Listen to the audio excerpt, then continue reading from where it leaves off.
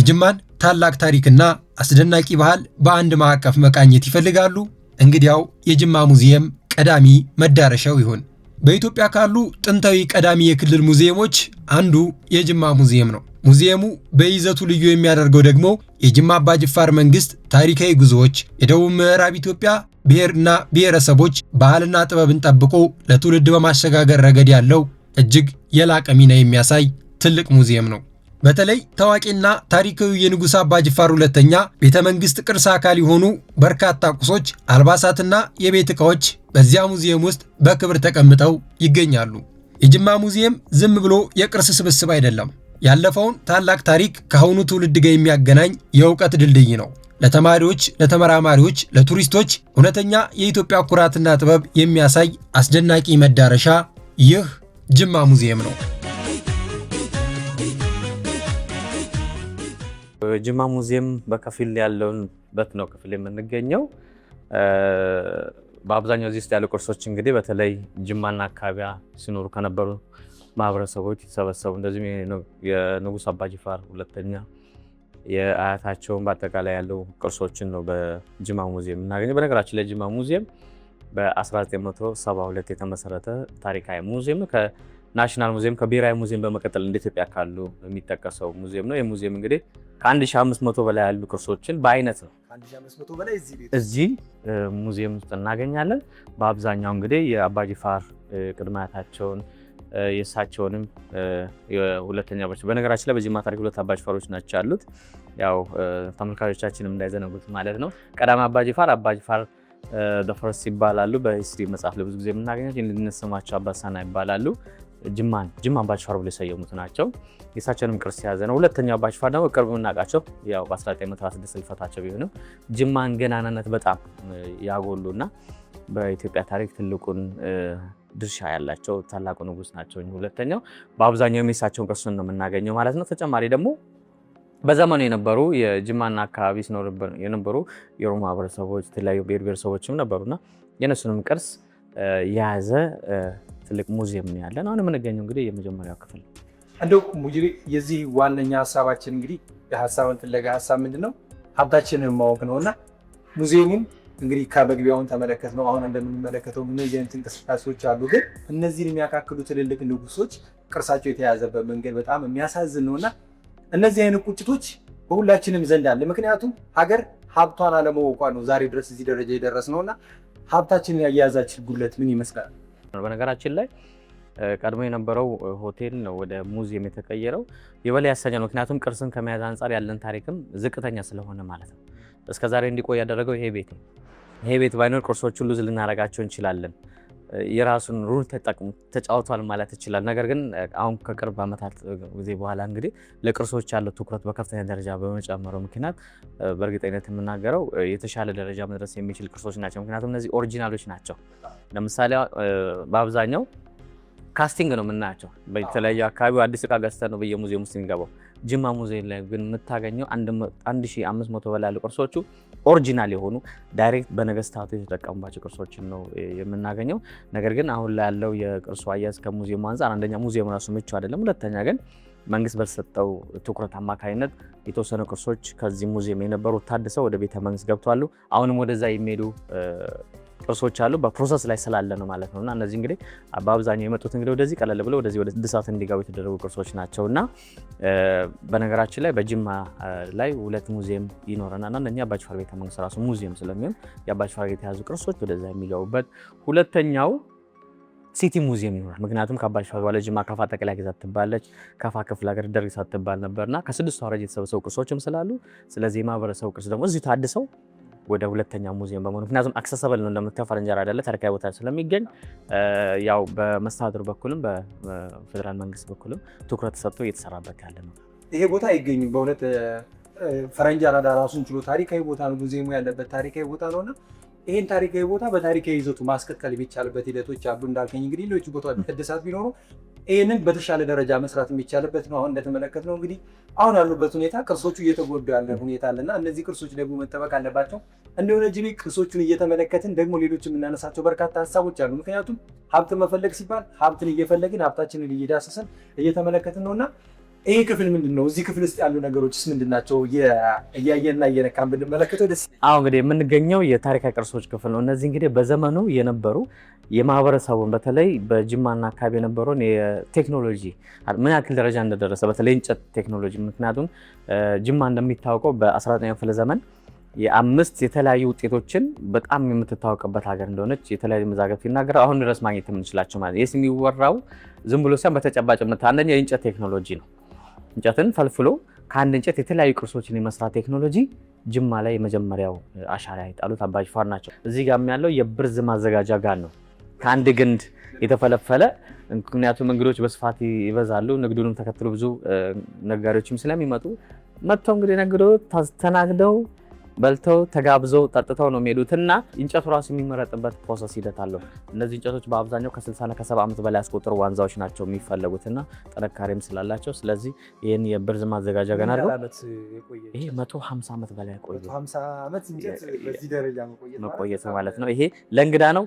ይሄ ቤተሰብ ያስፈልጓል አይደል? ስለዚህ ለቤተሰቦቻችን ደግሞ በዚህ የሚዘጋጅ ባህላዊ የማርጁስ የሚዘጋጅ ነው። በነገራችን ላይ አረቦች አሲር ይሉታል የማርጁስ ማለት ነው። እኛ ደግሞ ብርዝ እንለዋለን። በዚህ እንዲዘጋጅ ይደረጋል። በመቀጠል የምትመለከተው እንግዲህ ይህም ከአንድ ግንድ የተፈለፈለ አሁን ቁም ሳጥን አለ። ሳጥኖችን እንጠቀማለን። ነገር ግን ባህላዊ አልባሳታቸው ታጥኖ በተለይ ዝባር፣ ጥርኝ፣ ባህላዊ ሽቶን በመጠቀም ልብሱን ወደ ጥሩ ሽታ ከቀየሩ በኋላ እዚህ ውስጥ ይገባል። ደስ ያላቸውን መርጦ የሚለብሱት የቀን ልብስ ማስቀመጫ ሳጥን ነው። ሁለቱም የሚያመሳስላቸው ከአንድ ግንድ የተፈለፈሉ ቅርሶች ናቸው።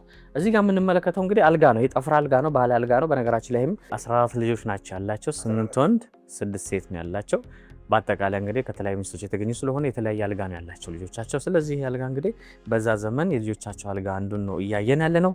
እዚህ ጋር የምትመለከተው እንግዲህ እንደዚህ አይነት ተክለሰውነት ቁመና መልክ አላቸው ነው ነው በዲቫር ምስላቸው። እስቲ ገምት ምን ያክል ይመስላል ቁመታቸው? ምናልባት ከሰማ ቁመታቸው እንግዲህ አንዳንድ ታሪኮችን አመጋለሁ እስከ 2 ሜትር ገደማ ይደርሳል የሚል ሰምቻለሁ። 2 ሜትር ግን በጣም ረጅም ቁመት። 2 ሜትር ከ10 ነው ቁመታቸው። ክብደታቸው 150 ነው። ደረታቸው 1 ሜትር ነው። እንግዲህ ብዙ ጊዜ ሰው የሚያውቃቸው በንጉሱ አባ ጅፋር ሁለተኛ በሚል ነው። ቅድም እንዳነሳው ልጅ በጅማ ታሪክ 2 አባ ጅፋር ስላሉ ማለት ነው። አባ ጅፋር 4 ስም ነው ያላቸው። 4 ስም ነው ያላቸው። ስማቸው ሁሉም ቦታ በዚሁ ነው የሚጠሩት ነው ለየቦታው ነው የሚያዩ። በአብዛኛው ታሪክ መጽሐፍ ላይ የተጻፈው አባ ጅፋር ሁለተኛ ቢባልም አባ ጅፋር ግን 4 ስም አላቸው። የመጀመሪያ ስያሜያቸው ቱሉን ይባላል። ቦረሞ ይባል ስም አወጣት የተሰጣቸው ሞጋስ መቃን እንላለን። በዛ መሰረት እንግዲህ የተሰጣቸው አሉ። ቱሉ ነው። ቱሉ ማለት ተራራ ማለት ነው። ከተክለ ሰውነት ጋር የተሰጣቸው ስያሜ። አዎ አባ ዲማ ቀይ ስለሆኑ ነው። አረብ ናቸው ግን እንዳትለኝ።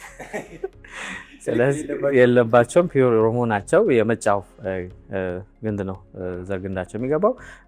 ዳይናስቲውም የዲጎ ዳይናስቲ ነው። ከኦሮሞ አንዱ የተሰየመው ማለት ነው። ሶስተኛው መሐመድ ኢብን ዳውድ ነው። የእስልምና ስያሜያቸው ነው። አባ ጅፋር ሁለተኛ እንግዲህ የንግስና ስም ነው። በአብዛኛው አባ ጅፋር ሁለተኛ በሚል ነው ታሪክ መጽሐፍ ላይ ቢጻፍም ተመልካቾቻችን እንግዲህ ማወቅ ያለባቸው 4 ስም እንዳላቸው መረዳት አለባቸው ነው። እዚህ ክፍል ቆይታችን ይመስላል። ቀጣይ ደግሞ አንድ ቅርስ ምናለ አብረን ምን ይሆናል።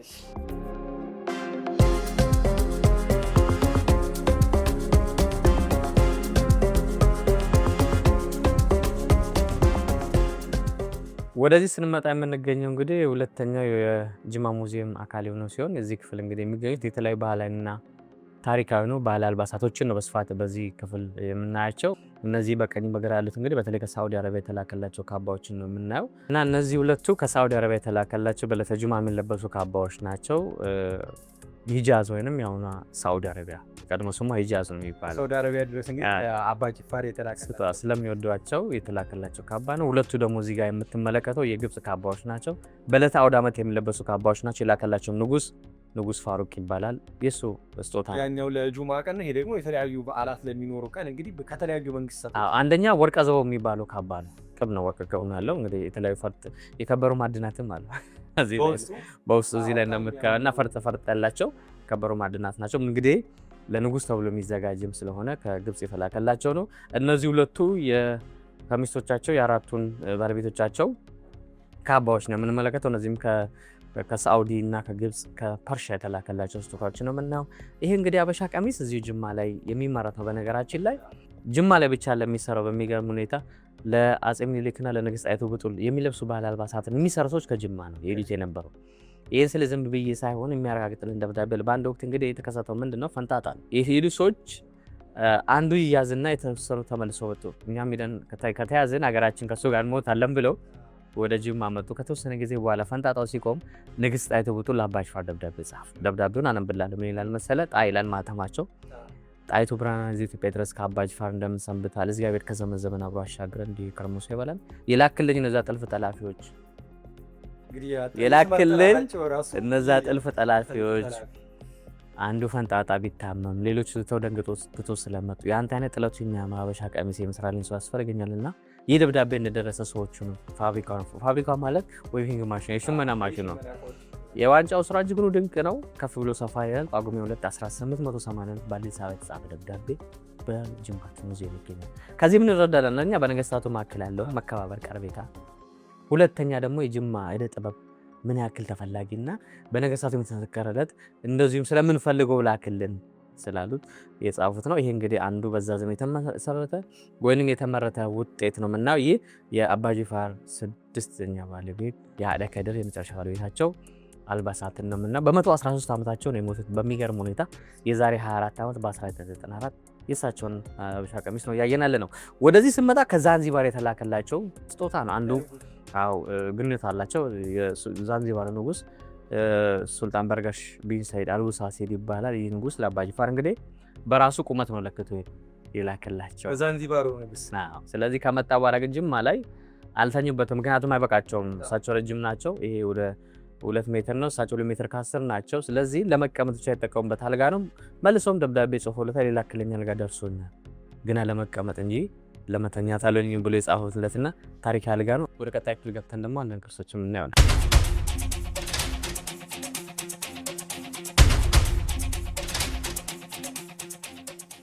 እዚህ ጋር የምትመለከተው የባለቤቶቻቸው ጌጣጌጦችን ነው። እዚሁ የሚሰሩ ከብር የተዘጋጁ ጌጣጌጦች ናቸው በአብዛኛው።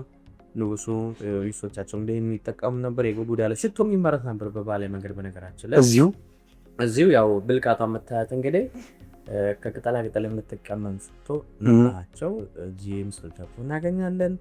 ይሄ ኩል ስርኩል የምንለው ያው ኩል እንግዲህ ሴቶች ነው። ይችኛው የእርሳስ ኩል ምናምን አለ። እርሳስ ዘመን ግን ስርኩል የሚፈጭ ተፈጭቶ የሚዘጋጅ የማዘጋጀት ሂደት ነበር። የማስቀመጫውን ውስጥ እናገኛለን። የብርጉድ መታጠኛቸው እናገኛለን። የጌጣጌጡ ማስቀመጫም እዚሁ እናገኛለን። ወደዚህ ስንመጣ ዝም ብሎ የተቀመጠ ሳይሆን የምታየው እንግዲህ ማዕድን ነው። የቢቸና አፈር ይባላል። በነገራችን ላይ በኢትዮጵያ ታሪክ የመጀመሪያውን መኪና ያሰሩት አፄ ምኒልክ ናቸው። ሹፌሩም የመኪናውን ባለቤት እሳቸው ናቸው። ሁለተኛው መኪና የማን ይመስላል? ሁለተኛው እንግዲህ መቼም ያው ታሪክ ብዙ ነውና ወይ እዛው አዲስ አበባ ውስጥ ሊሆን ይችላል ብዬ ገምታለሁ። ሁለተኛው መኪና እንግዲህ በታሪክ የገዙት አባ ጅፋር ሀብቱም ስለነበር ሁለተኛ መኪና እንግዲህ ከአፄ ምኒልክ ቀጥሎ ያላቸው አባ ጅፋር ነበሩ ማለት ነው። ያልሙ ሁለተኛውና ሶስተኛው መኪና አባ ጅፋር ነው። ሁለተኛው መኪና ሶስተኛም ነበራቸው ማለት ነው። ስለዚህ የተገዛችው ከጀርመን ኮሚኒቺን ትባላለች። በ12000 ማርክ ተገዛች። ስትመጣ እንግዲህ እንደድል ሆነው ግማሽ የተነዳች ግማሽ በሸክም መኪናን እንግዲህ በሸክም 2 ዓመት ፈጅቶ ጅሬን ደረሰ። ጅሬን ጋር ስትመጣም ጅሬን አባ ጅፋር ቤተ መንግስት ስታረፍ መንገድ ስላልነበረ ያደረጉት ምንድነው የቢቸና አፈርን ይሄኛውን በመጠቀም እቺ ጠጠሮቹ ማለት ነው ጠጠሩን እያደቀቁት አስፋልት ሳቢ ለሴንስ ሄደ። በዛ ዘመን የአስፋልት ሳቢ ደረጃ ጅማ ላይ ጅምሩን እንዳስጀመሩት አባ ጅፋር ማሳት ይችላልና የዛ ዘመን የተሰራው የጠጠር አስፋልት በዚህ ነው የተሰራው። ስለዚህ ቢቸና ይባላል። እንግዲህ ጅማ ላይ መንገዱ የአስፋልት ሳቢን ቴክኖሎጂው የመስራትን አይዲያም እንደገና ሰርቶ ያሳይ እንደሆነ ማየት ይቻላል። እና በዛች ከተሰራች በኋላ እንግዲህ ሹፌራቸው ማሞን ጌት ይባላል። ጅሬን ላይ ተነስተለቻች መኪና ማለት ነው። በጣም ነው የሚገርመው። እንደ አባ ጅፋር እንግዲህ ከምኒልክ ቀጥሎ ሁለተኛና ሶስተኛ መኪና ገዙ። ከዛም እንግዲህ የተሻለውን ቴክኖሎጂ ለመኪናቸው መሄጃ የሚሆን አስፋልትን የመስራት ሀሳብ አመጣው። መስራታቸው ራሱ በጣም አስገራሚ ነገር። አሁን ላይ እንግዲህ ፒስታ ምንለው የድሮ አስፋልት ማለት ነው። ያ ቴክኖሎጂ ከትንንሾቹ እያደገ ስለሚመጣ እነዚህ ጅማሮች ናቸው ዛሬ አስፋልት ብለን የምናነሳቸው። አስፋልት ኔሴንስ ሳቢም ራሱ ጅማ ላይ እንደነበረ ሰርቶ እንዳሳዩ ማየት እንችላለን። የሱ ማዕድኑ ጠጠሩ ወይም አፈሩም እዚሁ ማግኘት እንችላለን። በመቀጠል የምታየው እንግዲህ እዚህ ጋር ሚስማር ነው። ጅማ እንግዲህ በኢትዮጵያ ታሪክ የመጀመሪያው አካፋና ሚስማርን በማስተዋወቅ ረገድ ትልቁን አስተዋጽኦ ነበራት። ከዛ ውስጥ አንዱ ሚስማር ነው። በነገራችን ላይ 4 ቦታ የብረት ማዕድን ነበረ ጅማ ላይ። ዳካኖ ኦሙናዳ ላይ ጢሮ አፈታ እንደዚሁም ደግሞ ፎላ ጋቲቶ ላይ ሰጦ ሰሙኑ ጅማ ላይ የብረት ማዕድኑ ይሰበሰብ ነበር። ከዛ በረሃ ቀለጡ በኋላ እንግዲህ አካፋ ሚስማርን ሰርተውታል። የመጀመሪያው አካፋ ስያሜ አካፉ ከሚል የተወሰደ ነው። ስለዚህ አዲስ ነገር ሲገኝ ለአፄ ምኒልክ ነው የሚላክ። አፄ ምኒልክ ደግሞ አካፋ አሉት፣ አካፋው ነው ቀረ ማለት ነው። ሁለተኛው ሚስማር ነው። ሚስማርም እዚሁ እናገኛለን። ሶስተኛ በኢትዮጵያ ታሪክ ተመልካቾቻችንን መውሰድ ያለባቸው ነገር በታሪክ የባቡር ሀዲድ ሲሰራ የጅማ ህዝብ በአባ ጅፋር ዘመን የራሱን አሻራ እንዳለው ይነገራል። በተለይ እንደሚታወቀው ባቡርን ከፈረንሳዮች ጋር ጤምኒ ከተፈራረሙ ከዓመት በኋላ አዲስ አበባ እንደደረሰ ይታወቃል። እና በተለይ ከጅቡቲ እስከ ሀረርጌ የተሰራው የሰሩት ፈረንሳዮች ናቸው። ከሀረርጌ እስከ አዲስ አበባ ያለውን መንገድ መስራት ያስፈልግ ነው ብለኛ ህዝብ ነው የተተወው። ስለዚህ አፄ ምኒልክ ጅማና አካባቢው ላይ የብረት አቅላጭና ብረት ስራ በስፋት እንዳለ ስለሚያውቁ ለአባ ጅፋር ደብዳቤ ጻፉ። ያ ደብዳቤ ምን ይላል? ሞአንበሳ ዘመነ ነገደ ድረስ ከአባ ጅፋር እንደምሰንብተሃል፣ እግዚአብሔር ከዘመን ዘመን አብሮ ያሻግረን፣ እንዲህ ከርሞ ሰው ይበለን። ባቡር አይልም እመንኩራኩሩ ነው የሚለው። እመንኩራኩሩ ከፈረንጅ ሀገር ተነስቶ ሀረርጌ ደርሰዋል። ከሀረርጌ ብረቱንም አቀልጦ የሚሰራልኝ የሚደለዝልኝ መንገዱ የሚያስተካክልልኝ ያን ሰዎች ያስፈልጉኛልና ብትችል ሰዎቹ ላክልኝ፣ ብሎም የኔ ሰዎች ያስተምሩልኛል። አንተ ስትመጣ እኔ ወርጄ እንጦጦ እንደሚታወቀው ከፍታ ቦታ ነው። አንተ ስትመጣ እኔ ወርጄ እቀበላለሁ፣ የቀሩን አባ ጆብር ያጫውቱኛል ብሎ 1897 ከጻፈ ደብዳቤ ይገኛል። ከዚህ ምን ረዳው? አንደኛ በነገስታቱ መካከል ያለውን ቀርቤታ ነው አሁንም። ሁለተኛው ግን የብረት ቴክኖሎጂ እውቅና አቅልጦ የመስራቱ ቴክኖሎጂ በስፋት ጅማ ላይ ስላለ ድጋፍ እንዲደረግላቸው ከማዕከላዊ መንግስት ለአባ ጅፋር የተጻፈበት። በዚህ መሰረት አባ ጅፋር ሰዎቹን ልከው ባቡር ሀዲድ የሚሰሩ ሰዎችን ከላከለጡ በኋላ ያንን የሀዲድን ስራ ላይ የጅማ ህዝብ አሻራ በአባ ጅፋር ዘመን አለ። እንግዲህ ባቡር ሲነሳ ልናነሳ የምንችለው የምስራቅ ኢትዮጵያ ነው እንጂ ግን የሰሩትን የጅማ ሰዎችን አናነሳ። ስለዚህ ብረቱ በስፋት ስላለ እውቀቱን ስላለ ከዚህ እንዲላክ ተደርጓል። በዚሁ እንግዲህ እያየን ያለ ነው የመጀመሪያዎቹ ሚስማሮቹ ስታያቸው ከ5 ሴንቲሜትር እስከ 25 ነው። አሁን ላይ 5 ሴንቲሜትር ሜቢ በፋብሪካ የሚዘጋጅ እስከ 15 ቁጥር እስከ 13 ቁጥር ሊሄድ ይችላል። ይሄ ግን የመጀመሪያ ቤተ መንግስቱ ትልቅ ነው፣ ትልቅ እንጨቶች ነው የተሰራውና ያንን ለማየት ተጠቀሙበት ሚስማሮችን እዚሁ እናገኛለን። ወደዚህ ስንመጣ የተለያዩ ስጦታ እቃዎች ናቸው። ብዙ ጊዜ ስለሳቸው ዲፕሎማሲ ስናወራ ስለነበር ያንን የሚያረጋግጡልን ቅርሶች ደግሞ በዚሁ በስፋት እናገኛቸዋለን። ለምሳሌ የፐርሻ ጥንታዊ ዘረ ኢራን ቅርስ ነው እዚህ ውስጥ የምናየው። ይህ እንግዲህ ከኢራን ከአሁኗ ከጥንቷ ከፐርሻ የመጣላቸው ነው። እነዚህ የሳውዲ ስጦታዎችን እናገኛለን። የምራቅ መጥፊያ በርመዳኖት ከሳውዲ፣ የአያታቸው የአባቦቃ ከሳውዲ የመጣላቸው ስጦታ እናገኛለን። ከሀገር ውስጥ እንግዲህ ከአፄ ምኒልክ ለአባ ጅፋር የተበረከተ ስጦታ እዚሁ እናገኛለን። እነዚህ እንግዲህ በስፋት በስጦታ መልክ የተላኩ በሙዚየማችን የሚገኙ ቅርሶች ናቸው። በመቀጠል እንግዲህ የተለያዩ ቅርሶች አሉ። እሱን ደግሞ ገብተን አብረን የምናየው ነው።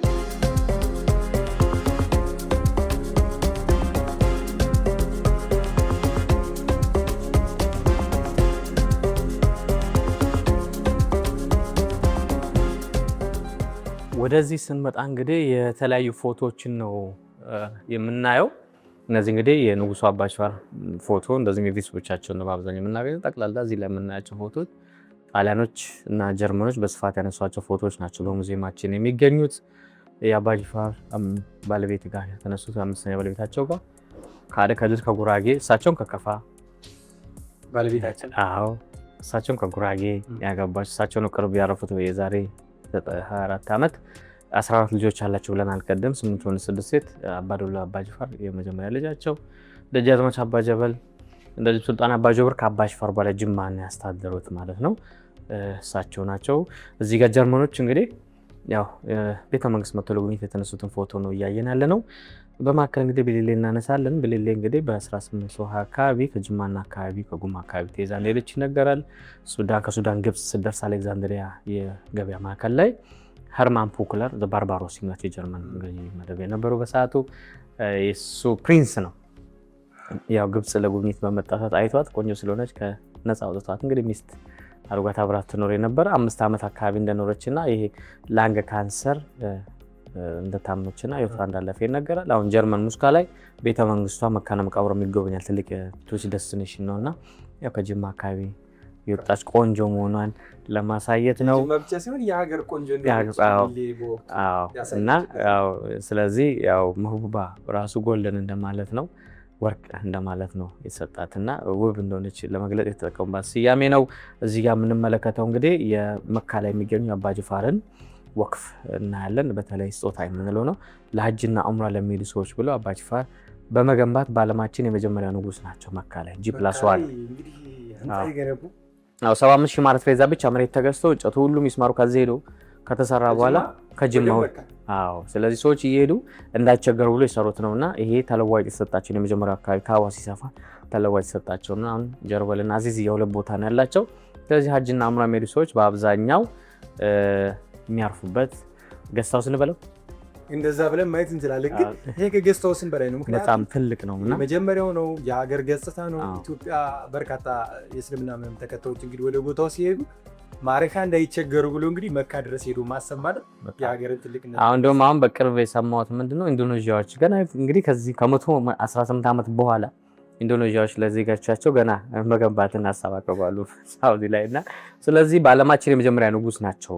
መካ ላይ ሳውዲ ላይ ቤትን በመገንባት ለምእመናን በተለይ ለኢትዮጵያ ሙስሊም ምእመናን የገነቡት እናገኛለን። የአፄ ምኒልክ ደብዳቤ የምስጋና ደብዳቤ ከዚህ ጫማ ወንበር ጋቢ ደውላቸዋልና የጻፉላቸው አመሰግናለሁ ለላክልኝ ወንበር ጫማ ጋቢ ደርሶኛል። ለፈረንጅ ሀገር ከሚሰራ ይበልጣል እንጂ አያንስም። ፈረንጆችን በማየት ሁሉም ያደንቁታል። ቅርጫቱ ማለፊያውን ጳጉሜ 1897 በአዲስ አበባ ጻፍ የሚል ደብዳቤ ነው። ይሄ አንዱ የምስጋና ደብዳቤ ነው። ሌላው ቅድም ያነበብናት ስለ አልባሳት ንግስት አይቱ ጥል የጻፉትን ደብዳቤ እዚሁ እናገኛለን። ሌላው በርበሬ ራሱ እንግዲህ በርበሬ ጎረቤት ነው የሚዋዋሰው ተቀብላተ ይላል። በአገር ያለ በርበሬ ስላልጣውኝ ብትችል አስወቅጣ ስልክተላክልኝ አዘጋጅ። በዚህ መሰረት እንግዲህ ከጅማና አካባቢ ተፈልጉ ከ100 ኩንታል በላይ በርበሬ ለአፄ ምኒልክ ተልኳል። ከጅማ እንግዲህ ለሀገር ሀብት ምን ያህል ጅማ አበርክቷ እንግዲህ የሚያሳይ ከፍተኛ ደረጃ ላይ እንደነበር አሁንም ድረስ ማለት ነው። ዛሬም ድረስ ቡናዋ እንደ ሌሎች ሀብቶች አሉ። ግን በወቅቱ እንግዲህ እነዚህ አይነት ሂደቶች የሚሄድበት መንገድ በጣም አድካሚ አሰልቺ ቢሆን ግን ምንድነው በሁለቱ ንጉሶች መካከል ያለውን ቀረቤታ የሚያሳይ ነው። በርበሬ መበዳዳር ማለት እንግዲህ ትልቅ ነገር በጣም ወደዚህ ስንመጣ እንግዲህ ስለ አድዋ ስናነሳ በነገራችን ላይ አባ ጅፋር ከጅማ ወደ 550 ጦር በላይ ነው የላኩት። የተዘራጀ ጦር ስልጡን ጦር ማለት ነው ወደ አድዋ። ሌላው ተጨማሪ ጦሩ ሲንቀሳቀስ የሚበላ የሚጠጣ ያስፈልጋል። ያንን ከበር ያደረጉ 60 ሺህ ማለት ለዛ ድጋፍ አድርጓሉ። ያው እንግዲህ ጦራቸው ሲንቀሳቀስ የምናየውን ጅማ ሲነሳ በተለይ ኬላ በ40 ማለት ትልቁ ጌትዌይ ነው። ይሄን እንዳለፍ ነው ቤተ መንግስቱ የሚታየውና በተለይ ይሄ ጦሩ ሲንቀሳቀስ የሚታይ ፎቶ ነው። ስለ ቁመታቸው ርዝመት ስናነሳ ነበር። በተለይ አንድ ፎቶ ሺሶች የሚናገሩትን መወከል ስለሚችል አንዱ ትልቁ አርካይቫችን ነው። በጣም ግዙፍ ናቸው ካሉት ሰዎች ረጅሙም ግዙፍም ናቸውና ይሄ እንግዲህ በጀርመንኛ ነው የተጻፈው። ዛንዚባር አካባቢ መጡ ቅፍለቱን ይነዱ ቤተ መንግስት መጥተው አቀባበል አድርጎላቸው አብሮ የተነሱት ፎቶ ነው የምናየው።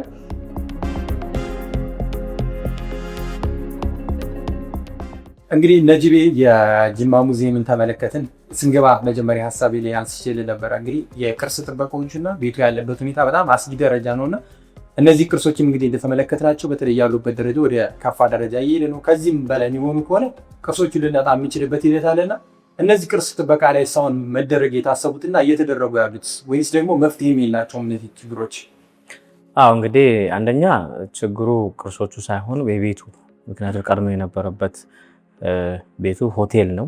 ሆቴል ነው ወደ ሙዚየም የመጣው። የሙዚየም ስታንዳርድ ያለው ሆቴል አይደለም ያለውና አንዱ ያ ችግር ነው። በነገራችን ላይ ቢሆንም ግን እነዚህ ቅርሶች ተጠብቆ ለ40 ዓመት እንዲቆይ ትልቁ ሚና ተጫውቷል። ምክንያቱም ያው ስለ ሙዚየም ያለን ኔሴንስ ያለውን አሳሰብ ከቅርብ ጊዜ በኋላ ነው እንግዲህ ለቱሪዝም ያለው የተሰጠው ትኩረት ከፍተኛ በመሆኑ መጠን የተሻለ ይሆናል። ነገር ግን ከተማው መስተዳድር አሁን እያደረገ ያለው ምንድነው ይሄንን ቤት አፕግሬድ የማድረግ ስራ ነው ተሰራለው። ሁለተኛ ደግሞ ቅርሶቹን የማዳን ስራ ነው። ስለዚህ ቅርሶቹ ምንድነው ይሆን ያሉት ሪስቶር የተደረጉ ናቸው። በአብዛኛው ባሉበት ተጠግነው ግማሹ ቅርሶች ወደ አባ ጅፋር ቤተ መንግስት ሙቭ አድርጓል። የቀሩትም አለ ወደዛ የሚሄዱና አንድ በዛ ነው። ሁለተኛው ጅማ ላይ ደግሞ ሁለት ሙዚየም ይኖረናል። አንደኛው የአባ ጅፋር ሙዚየም ቤተ መንግስቱ ያለበት ነው የሚገኘው። ሁለተኛው ሲቲ ሙዚየም ነው። ይሄ ሲቲ ሙዚየም እንግዲህ በከተማው መስተዳድር አስፈላጊውን ፕሮሰስ ተጀምረዋል። ያንን በማድረግ እንግዲህ ቅርሶቹ ባለበትም የሙዚየሙን አቅም አሳድጉ ቅርሶቹንም ባሉበት ጠግኖ ተነሱ ለህዝብ ወደ ስራ ለማምጣት ያለውን ሂደቶች ጀምሮ ስራ ላይ ነው ያለው። እና በአጠቃላይ በከተማ መስተዳደር ትኩረት ሰጥቶ የተሰራበት ያለ ነው። አንደኛ ይሄኛውን ያለንበትን ደረጃውን በጠበቀ መልኩ ማሳደግ ነው ለቅርሶቹ መጀመሪያ፣ ምክንያቱም ምቹ ሁኔታ መፈጠር ስላለበት። ሁለተኛ ቅርሶቹን ያሉበትን ሪስቶሬሽን ኮንሰርቬሽን የሚያስፈልጋቸውን በሂደት መስራት ላይ ነው። በተለይ አሁን ከዚህ የነበሩ ወደ 20% የሚሆኑ ቅርሶች ወደ አባጅፋር ሙቭ አድርጓል ሪስቶር ከተደረጉ በኋላ ነው። ስለዚህ በዛ መልኩ ደግሞ እዚህ ሙዚየም ውስጥ ያሉት ቅርሶችን ተደርገው ሲቲ ሙዚየም ላይ ያለውን በከተማ መስተዳደር የራሱ ሆነ ሂደት አለው። ያው እንግዲህ ጀምሮታል። በቅርብ ጊዜ ውስጥ እንግዲህ የተለወጠ ለውጥ ያለው ትልቅ ነገር ታያላችሁ ብዬ ተስፋ አደርጋለሁ። አሁን ካለበት ሁኔታና ከአያያዙ አንጻር ስንመለከተው እንግዲህ በርካቶቹ በተሻሉ ደረጃ የተቀመጡ አሉ። እንግዲህ ቅድም አልባሳቶችን ተመለከትን፣ በጥሩ ሁኔታዎች ላይ ያሉ ደግሞ እንዳልጋዎቹ ትልልቅ እንዳነሳናቸው ሌሎች እቃዎች ደግሞ ያሉበት ሁኔታ አሁንም አቧራ ሸፍኗቸዋልና እነዚህ ቅርሶችን እናንተ አሁን ከመንከባከብ በላይ ደግሞ ለእነዚህ ቅርሶች በየቀኑ እንክብካቤ ወይ ጽዳት የሚያደርግላቸው የተመደበ ሰው አለ? አንደኛ ቅርስን ላይክ እንደ ሕፃን ልጅ ነው፣ ዴይሊ ክትትል ይፈልጋል። ምክንያቱም የሆነ ነገር ካጣው ያንን መመለስ አትችልም። ስለዚህ አንደኛ ያንን ነው ክትትል ነው የሚደረግ። ሁለተኛ ራሱ የጽዳት አለው። ሶስተኛ ግን ጋፕ ያለም ምንድነው ኬሚካሎች ያስፈልጋሉ። ኬሚካሎቹ በአብዛኛው የናሽናል ሙዚየም ውስጥ ነው የምናገኛቸው፣ ከአውሮፓ ምናምን የሚመጡ ናቸው። እነዛ አስፈላጊ ሆኑ እንግዲህ ከብሔራዊ ሙዚየም ጋር በመነጋገር ቅርሶቹን የምናጸዳበትም ኬሚካሎችን እየጠየቅ ነው የሚገኘው። እሱም በሂደት ላይ ነው ያለው። ሌላው ግን ባለን አቅም ያሉትን እያጸዳን ምን እያለን ነው የምንጠብቃቸው። ነገር ግን በአብዛኛው እዚህ ቅርስ ውስጥ ያሉት እንግዲህ ሪስቶሬሽን የሚፈልጉ ናቸው። ዳይሬክት ራስ ብቻ መጠገናቸው ሳይሆን ከፌዴራል ቅርስና ጥናት ጥበቃ ጋር በመሆን የተሰሩ ስራዎች አሉ።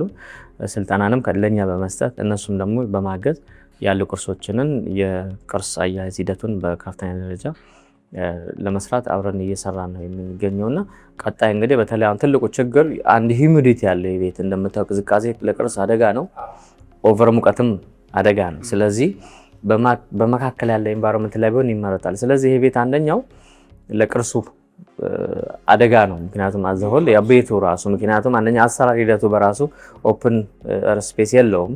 ስለዚህ እነዚህ ነገሮች ከተስተካከሉት ያሉትን ቅርሶች ይበልጥ ጠብቆ ወደ ቀጣይ ትውልድ ማስተላለፍ የሚያዳግተው ነገር የለም። ስለዚህ ይሄ ደግሞ በከተማ መስተዳደር ያው ስራው ገብቶ እየተሰራ ያለው በቅርብ ጊዜ ውስጥ እንግዲህ የተሻለ ለውጥ እናያለን ብለን እናስባለን።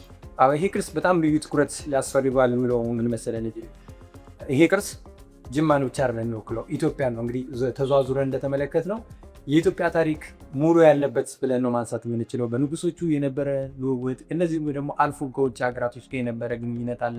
እነዚህ ቅርሶች ድጋሚ አናገኛቸው።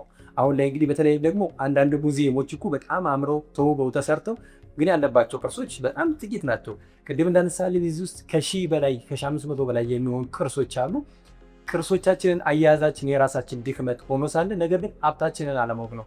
የሀሳብ ሚዲያ ዋነኛ ዓላማ ሀብታችንን መፈለግ ነው። ዛሬ ላይ ይሄ አዋራ የሸፈነው ሀብታችን ቢወጣ ለዓለም ሀብት ነውና ሀብታችን ዲጂታል ወደ ማድረግ ወደ ማሻሻል ደረጃ እነዚህ ቴክኖሎጂስ ለመስራት እዚህ ቦታ ላይ ምን የታሰቡ እቅዶች አሉ? እንግዲህ አንደኛ በሙዚየሙ ያለው በነገራችን ላይ 4-5 ሙዚየም ማቋቋም የሚችል ቅርስ ነው ያለው ጅማ ሙዚየም። በከተማ መስተዳደር የተሰጠ ያለው እንግዲህ የተሻለ አንድ ደረጃውን የጠበቀ ሙዚየም ለመገንባት እንቅስቃሴ ላይ ቅድም እንዳነሳውልን ማለት ነው።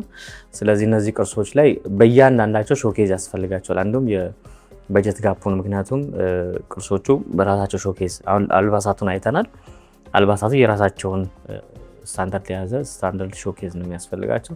ትልልቅ ቅርሶች ደግሞ አሉ በሾኬዝ መግባት የሚችሉ። እነዚህ በሾኬዝ ካስገባ በራሱ የቤቱ ደረጃው ለነዛ ለማድረግ ምቹ አይደለም። ስለዚህ ቅድም ያነሳሁት ለዛ ነው።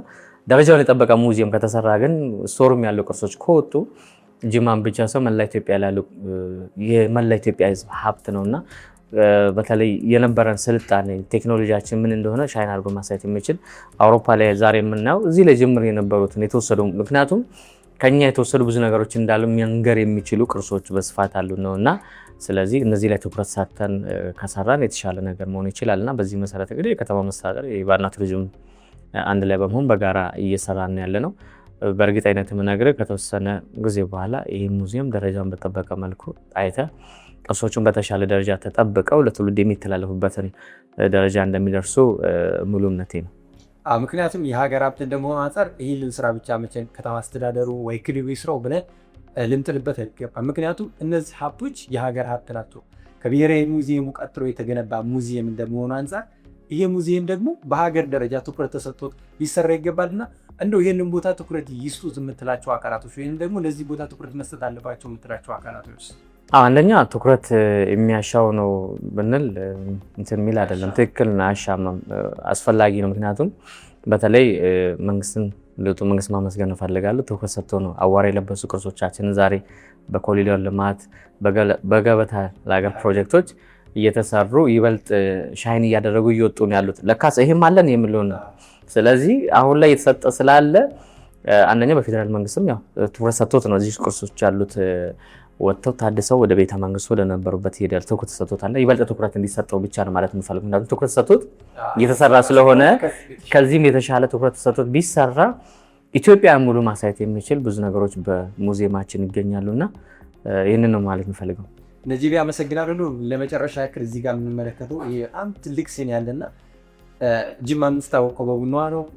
ጅማን የሚገልጽ አገላለጽ አለውና እነዚህ ስዕሎች ምን ያላቸው ቁጥራቸው በጣም ብዙ ነው። እንግዲህ ለመቁጠርም ያዳግታል። እንግዲህ እንደምታዩት ትልቅ ሮኮቦት ነው። በነገራችን ላይ ቅርብ የተዘጋጀ ቢሆንም አንደኛ በውስጡ የራሱ ታሪክ አለው። አንደኛ የአባጅፋር ቁመትን የያዘ 2 ሜትር ከ10 ቁመታቸውን ስፋታቸውን 1 ሜትር እንደዚሁም በቤተ መንግስታቸው ዲዛይን የተዘጋጀ ነው። እንግዲህ ይሄ ወደ 429 ሲኒ ይዛል። ጅማ የቡና ሀገር የቡና መገኛም ነው ለማመላከት። ሁለተኛ ጅማ አናጦፉ ብላ ነው እንኳን ደህና መጣልን ብላ የምትቀበለውና ስለዚህ ስንቀበልን በቡና እንደሆነ ለማሳየት ነውና ያለው የቡና ሀገር የቡና መገኛና የሌላችን ካልቸራችን ባህላችንም ለማሳየት የተሰራ ትልቅ ሮኮቦት ነው። በተለይ 2004 ላይ የተዘጋጀ ነው። አጠገብ ላይም ትልቅ ጀበና አለ። እንግዲህ ሁለታችንም ብንመዘን ኪሎን የኛን ይበልጣልና ግዙፍ ትልቁ ጀበና ነው ማለት ይቻላል። ከሸክላ የተዘጋጀ ነው። ስለዚህ 33 ሊትር ይዛል። 5 ኪሎ ቡና ፓውደር መሸከም ይችላል። ወደ ሲኒ ስንቀይሮ ደግሞ 400 ሰዎችን እስከ 29 ማጠጣት የሚችል ትልቅ የሆነ ጀበና በኢትዮጵያ ሚሊኒየም የተዘጋጀ የዛሬ 18 ዓመት ያው ታሪክ ነው። ይሄም 18 ዓመት ሞልቶታልና ስለዚህ ጅማ ባህልን ታሪክ መግለጽ የሚችል ትልቅ ሮኮቦት ነው እና ጀበና አለን። እንግዲህ ይሄንን ይመስላል። ትልቅ ታሪክ ነው። አያይዘስ ገጽልኝ እኮ አባጅፋርን ከቡናዋቸው ጋር እንደዚህም ደግሞ የጅማን የእንግዳ ተቀባይነት የንጉሱን ዝና የሚያሳይ ነውና እንደዚህ አይነት ስራዎች ብዙ የምንሰራቸው ስራዎች አሉ። አሁን ከአዲሱ ቴክኖሎጂ ጋር እያይዘን ጅማን ቡናን አባጅፋርን ሌሎች ሀብቷን የምናሳይበት ሂደት አለና በቅርብ ጊዜ የሚሰራ ቢሆን ይሄ በጣም ትልቅ ሀብት ነው። ሌሎች ሀብቶቻችንም እንደዚሁ እንስራ እንላለን። እንዲሁ መጨረሻ ነጅሪ ማስተላለፍ የምትፈልገው መልዕክት ካለ ድሉ ሊስት? እንግዲህ ማስተላለፍ የምፈልገው ጅማ ሙዚየም እንግዲህ ትልቅ የሆነ የቅርስ ክምችት ስብስብ ያለበት በተለይ የጅማ አካባቢና የማህበረሰቡ በተለይ ደግሞ በኢትዮጵያ ላይ አባጅፋር የጅማ ህዝብ የነበረውን ጉልህ ሚና መረዳት የምንች ከቴክኖሎጂ ጋር አንጻር ከብለት ከአልባሳት የተለያዩ ነገሮችን ማየት የሚቻል ትልቅ ሙዚየም ነውና ጅማ ሙዚየም መታችሁ ጎብኙን ማለት እፈልጋለሁ። ነጂቤ እንግዲህ በተመልካቾች ስም ከልብ ማመስገን እፈልጋለሁ። ምክንያቱም የጅማ ታሪክ በጣም ሰፊ ነው። ነገር ግን እነዚህ ታሪኮችንም እንደዚህ የሚያጫውት ታሪኮችን የሚያስዳስስ ታሪኮቹ ምን እንደሚመስሉና ታሪኮቹ ምን መሰራት እንዳለባቸው ያሉትን ሀሳቦች እንግዲህ ሳትደክም ሳትሰለች ሀሳብን ሙሉ ስላካፈልከን የነበረን ጊዜ መስዋዕት አድርገን እንደዚህም ደግሞ ጅማ ከዚህም በላይ ሀብት እንዳላት ያሳየንበት ሂደት ነውና የጅማን ሀብት እንድናውቀው እንድንረዳው ተመልካቾቻችንን የኢትዮጵያ ምስል ዓለምም እንዲመለከቱ ስላደረግ ከልብ አመሰግናለሁ። እኔም ስለመጣችሁ ስለጋበዛችሁ አመሰግናለሁ።